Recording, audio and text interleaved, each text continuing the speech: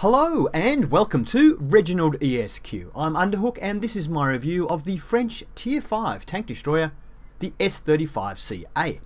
So is it any good? Oh yeah! It's really good. It's a shining star. After playing the previous TDs which were really lackluster, this thing is great.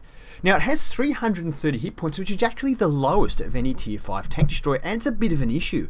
I regularly got one shot killed by KV-1S, which actually after 9.3 comes in probably won't be a problem anymore. But I was also one shot killed by anything that packs HE, like Panzer IV-H, Wolverines, KV-1s, those sort of tanks just obliterate you because you're an open top and the armor's pretty thin and you don't have many hit points. Artillery absolutely smashes you to pieces. And also you're not very fast, so it's hard to sort of be maneuverable enough to stay away from artillery. Weighing it at 20 tons, it is the second lightest tank destroyer, the lightest being the T-49 at 14.7 tons. So don't go ramming anyone and try and avoid being rammed by scouts as well. The speed of 37 kilometers an hour in forward is an act of fiction.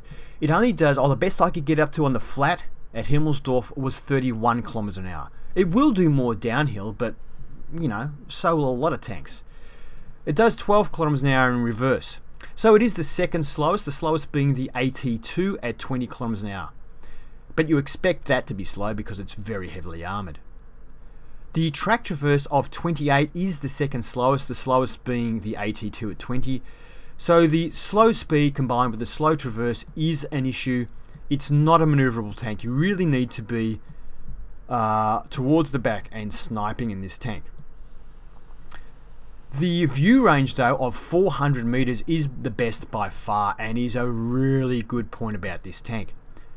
The next best in view range would be the Panzer SFL at 380 and the worst would be the Su-85, which is blind at 280 meters. The signal range of 455 meters is well, the second worst really, and it's a little bit of an issue, but not too bad. Camouflage wise, the tank is very good and is on the upper side of average. The worst in this is the Panzer SFL, and the camouflage in this is almost twice as good as that. So long view range combined with great camouflage means that you're able to stay far enough back to pretty much be undetected, especially if you've got a camouflage net and a fully trained crew. Gun traverse on this tank is fantastic. So far the best gun traverse we've been able to get up until now out of a French tank destroyer is 15 degrees. This thing has a whopping 44 degrees of gun traverse. So not only do you have fantastic camouflage and you can stay back a long way due to your great view range, but you don't even have to move the tank and blow your camouflage like you did in the previous tanks. The gun traverse is fantastic. Now, the next best gun traverse would be 30 degrees on the Su-85 and also the Stug 3. So 44 is fantastic. When I say the next best, well, really the best is the M10 Wolverine and the T-49, because they've both got turrets. So let's face it, they've got the best. But their turrets move a lot slower than this. Their turrets only have about a 17-18 degree per minute movement, whereas this has a 27 degrees per minute movement. So it is a lot quicker at adjusting its aim and it doesn't have to move its tracks very often at all.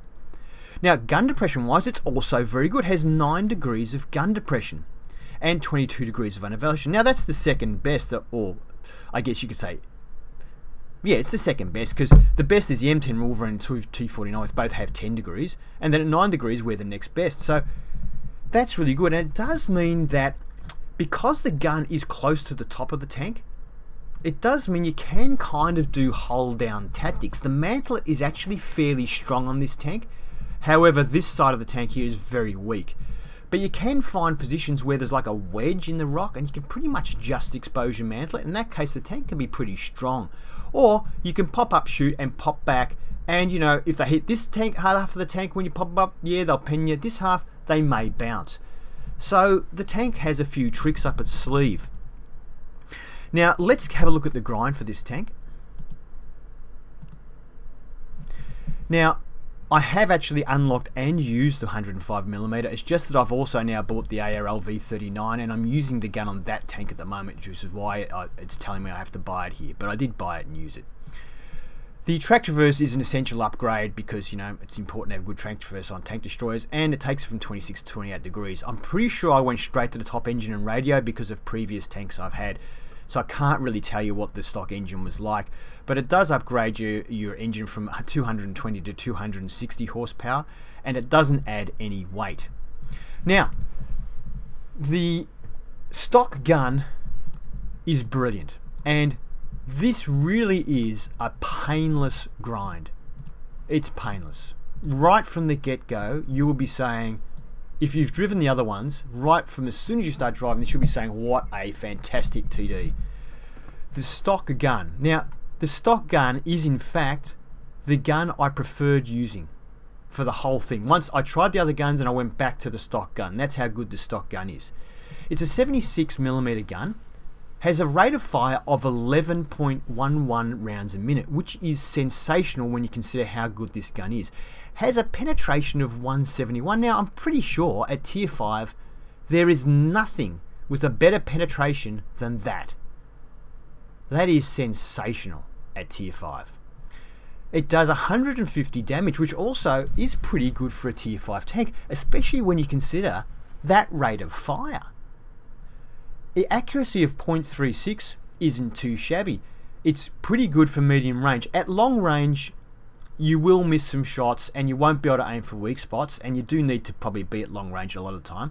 But medium range, you can sometimes hit weak spots. And at close range, it's devastating at weak spots. The aiming time of 2.3 seconds is, well, a little long for a tier 5 tank, but we've got a wide traverse on this tank, so it doesn't tend to be too much of an issue. Now, the 90mm gun is probably the worst of the three in my opinion.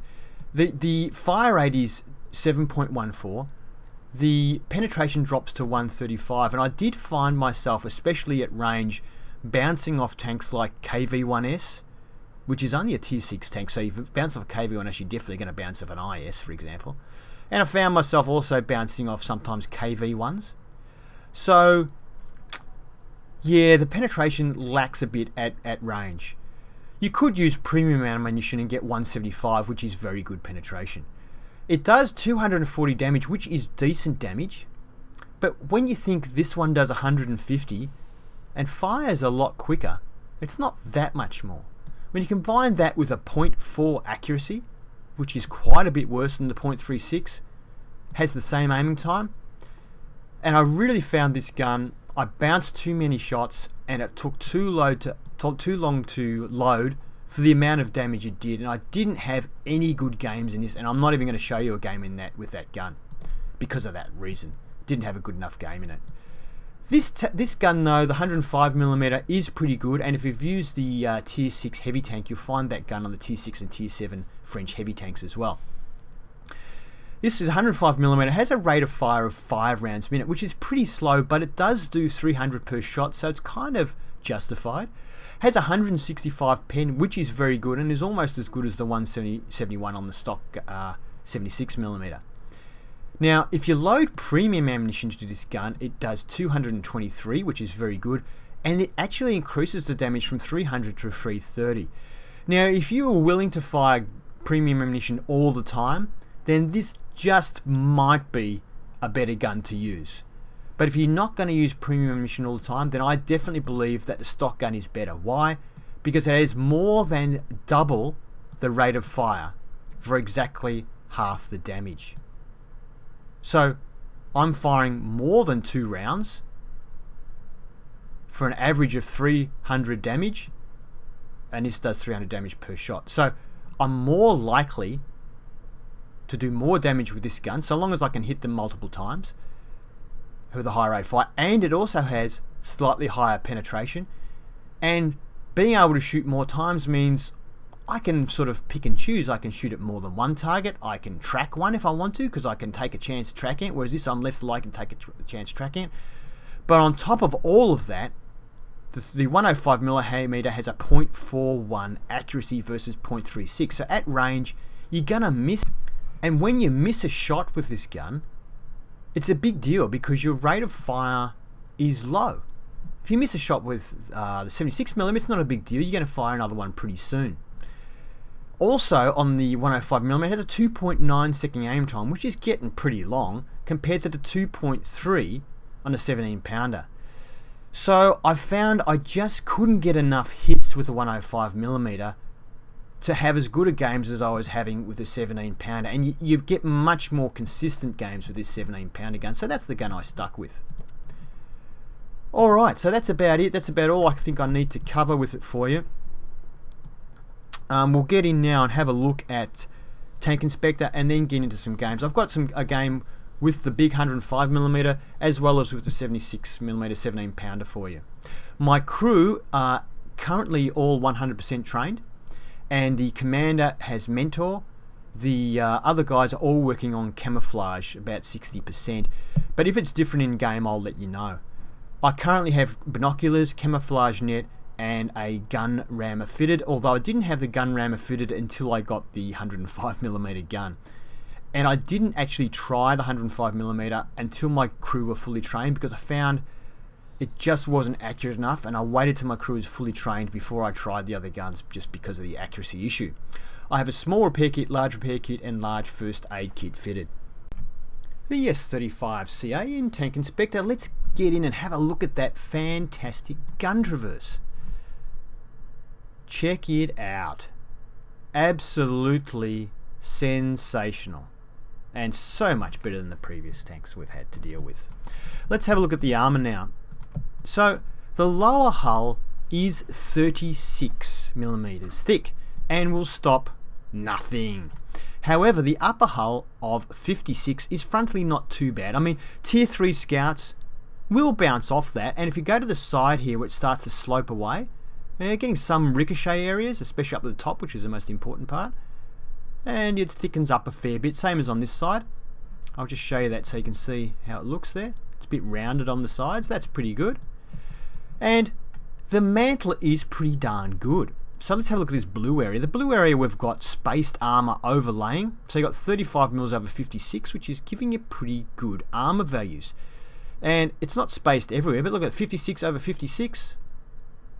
Now there are spots where it's missing, like close to the gun there, and it's just the 56, but the rest of it's pretty good. It's lots of spaced armor. It's pretty darn good.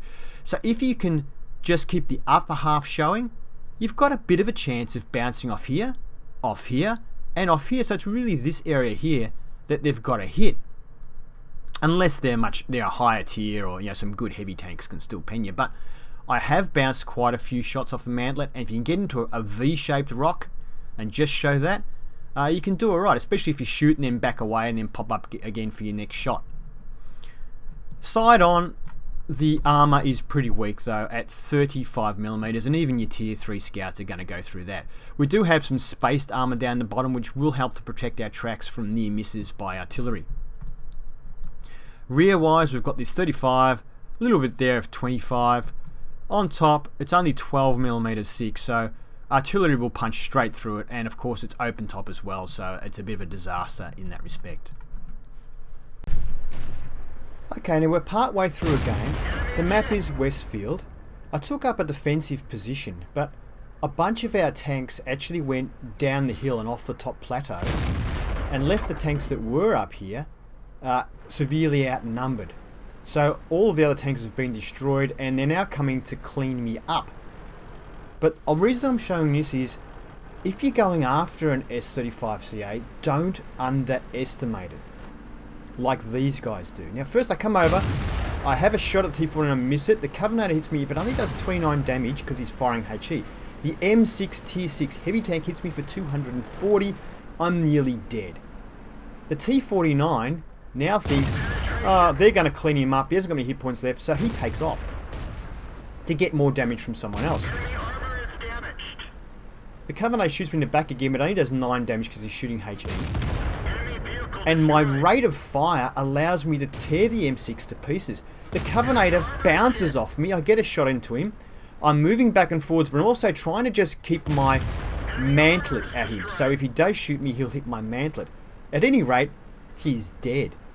Like I say, the T49 left because it thought I was dead. And here I am. And I'm now able to go up and take some shots at the KV-2, which also just left me alone, and help us win the game. Let's get this show on the road. The map is Ruinberg on fire, and it's a tier 6 game. The enemy have 1, 2, 3, 4, 5, 6, 7 tier 6 tanks, one of them being artillery, a bunch of tier 5s and 1 tier 4. So it's well and truly a tier 6 match. We're in our tier 5 S35 CA, and I'm knocking down a tree, just give myself a bit of camouflage. I want to stay a fair way back. Now in this game I have the 105mm gun. That's the one that does 300 damage and has a long load time. It only fires 5 rounds a minute, and also has a pretty long aim time. And I didn't mention in review, but the aim time is also a bit of an issue, which is another reason why I prefer the stock gun rather than this gun. At tier 5, a lot of other tanks aim very quickly, especially the lights and mediums, and so a lot of the time, by the time you've finished aiming at a tank, it's already dead, and you don't even get a chance to fire a shot. So that's another thing that kind of limits the amount of damage you can do when you've got a gun like this. So far, no one's really presenting themselves to me, and I do need them to present themselves for a little while so I can aim. I take a shot out of that guy, and I thought he was going behind the building. If I'd realised he was going in front of the buildings, I would have waited.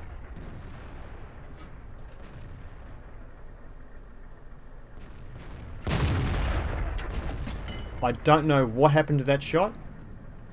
It just disappeared. I don't know, that looked like it hit to me, but nothing happened. Could have been a bit of lag or something. Not sure on that one. Yeah, fortunately I can't quite get shots because of the buildings.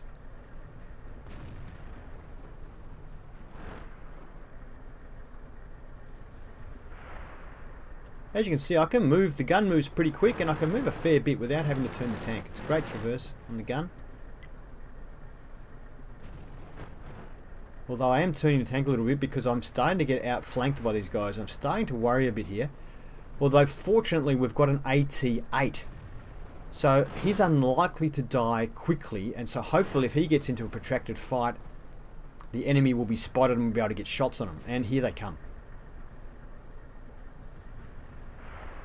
Cromwell. Due to the aiming time, I need a bit more time to get shots on moving targets. It's not easy to hit fast moving targets like that. And due to the slow load time, I wasn't willing to risk the shot missing. I want to hit. Now, this time he's stopped. He's tracked our AT-8. And 300 damage does come in handy. We do 270 damage finishing off that tank, that Wolverine. He's been tracked. This is our chance. Come on, reload. It's reloaded. And we get a nice shot into the side of him for 325. So that was a great damage roll. AT-8 doing a good job there. And we've just got to save him now so they don't kill him in the back. Unlucky there that all he did was hit the tracks and they absorbed the shot. And someone else finishes it off, so that's okay.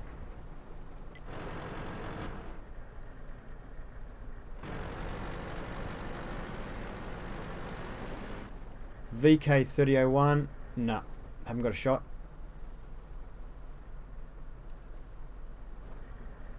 I'll just speed this up to, oh no I won't. Here we go, ELCAMX. There he is, out in the open. Nice. So we managed to finish him off, and now we can see KV-1S, our nemesis.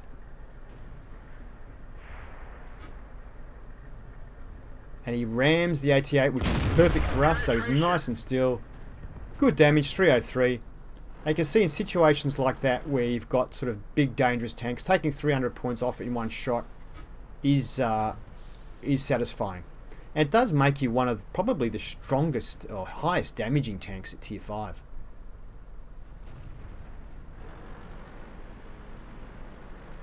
Now I decided to move forward since it doesn't appear to be any more threats here, but then I see there's a Hellcat on the left. Dangerous tier 6 tank destroyer. don't appear to have a shot at the moment, but I'm trying to keep bushes between me and the Hellcat. Someone's hit it, and it looks like it's not going to last much longer. We're winning this game quite convincingly now. And the VK comes out of the buildings. Nice side shot for 301 into the side of the VK there. As you can see, we're not having any trouble penetrating anybody with this gun. It's pretty good. And we get to finish off the VK. Oh, yes, please. Reload, reload, reload. Come on, come on, come on. Ah. And that's where perhaps we would have got that kill if we'd had the standard gun. Not that kills are everything. I'm just speeding it up to 2 times now. You can see the tank is a little bit slow. And this is the fully upgraded engine. Yeah, tank is fully upgraded here. And you can see, okay, we're doing 37 now because we're going downhill. Oh, end of the game. Not a bad game with a 105mm there. As you can see, it was a Class 2 badge. We finished second for XP. The Type 58 here finished on top for XP and on top for damage, and we finished second for damage, doing 1435 damage. Not bad for a Tier 5 tank in a Tier 6 game. We fired 9 shots, 8 of those shots hit, and all 8 that hit penetrated, although one of those was actually just track damage absorbed by the tracks on that Cromwell. Damage 1435, and a fair bit of it was from a distance of over 300 meters, so the accuracy with a fully trained crew held up pretty well there. My crew was fully trained and all had the camouflage in about the 55% mark, except for the commander who's working on Mentor. We damaged 5 tanks, destroying 3 of them. A little bit of assistance damage, not much. Forget about the bonus they've got at the moment for these tanks. Without that bonus, we would have made about 23,000, which is not bad at all. And 767 XP was enough for a Class 2 badge. Let's go. The map is Steppes, and it's a Tier 6 game. The enemy has, I think, 1, 2, 3, 4, 5, 6 Tier 6 tanks, and all of the rest are Tier 5. So it's a good demonstration, or a good chance for the tank to show you what it can do against, you know, a little bit higher tier. We have the 17-pounder gun, so the stock gun is fitted. It does have a very good rate of fire and pretty good accuracy at .36. So straight away we can see a target, we shoot and hit. You can see here the much better aiming time of this gun, and the accuracy of this gun does allow us to make short work of other tanks. So really, when you consider the rate of fire and the aiming time and all the rest of it, compared to the 300 damage per shotgun, this gun just allows you to do, I believe, so much more. In most circumstances, anyway. So I'm trying to stay a fair way behind the bushes here. I don't know if I'm quite 15 meters back or not, but I've got other tanks doing the spotting for me, so there's no point in me risking being spotted. And we can see here behind me, I think it's a Wolverine doing the same thing. I decided to move up now though, because I need to do some of my own spotting. I wanted to make sure I could spot that central lake riverbed, because I didn't want someone driving through there and surprising me from behind. So Wolverine at 465 meters, that shot went exactly where I aimed it. And so did that one. .36 accuracy. Here we go. How's that, hey? How's that for following his speed with the gun and just taking a shot? Yes, I know, it was good. Okay, so KV1 now. 476 meters. Didn't go exactly where I aimed it, but it still hit the tank. So you can see with this gun, we'd still be loading with the other gun now, and someone else hit the tank there as well. We only got 1 hit point, I think, with that final shot. But you can see, well, I don't know if you agree or not, but I think this gun is the best gun for this tank. Alright, so that's a Panzer 3-4. We get a shot into him, and now he ignores me. I think because he thinks I'm not very maneuverable, and he's going after artillery. What a moron. Sorry, I shouldn't say that. Bad move on his part. He's not a moron, he's just playing World of Tanks. But yeah, he should have killed me first. The FV403 has nowhere near my rate of fire. Anyway, he paid for his mistake. So now we're going to go up and have a look. We can see it's 3601H. Can we get a shot on it? Making our way back into position, and I think we can. Yes, we can. Aiming time once again. Great aiming time. Well, when I say great aiming time, compared to the other gun and what we have to deal with on previous tiers. Just trying to guess where he is, but I'm not having a luck. I can see now he's moved right over there. He really moved.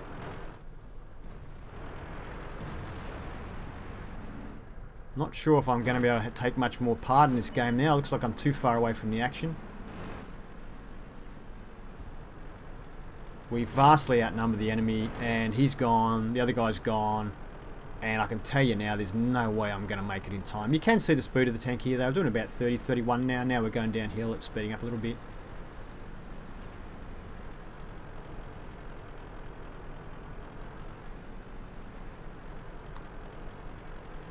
Yeah, and you can see uphill it slows right down. And we're not going to make it. That's it, folks. So that was a Class 2 badge in the tank, and we obviously won the game.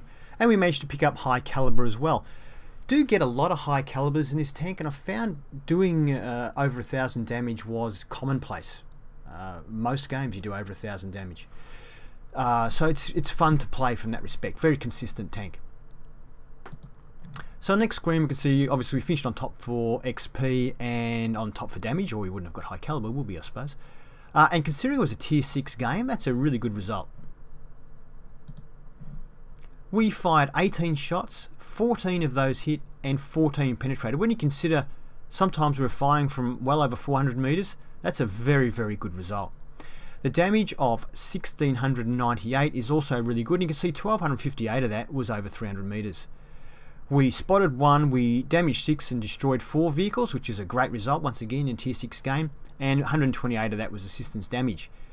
Earnings of 29 grand, forget the bonus here, we probably made about, what's that, I don't know, about 27,000 profit, which is pretty good. I mean, the ammunition is cheap.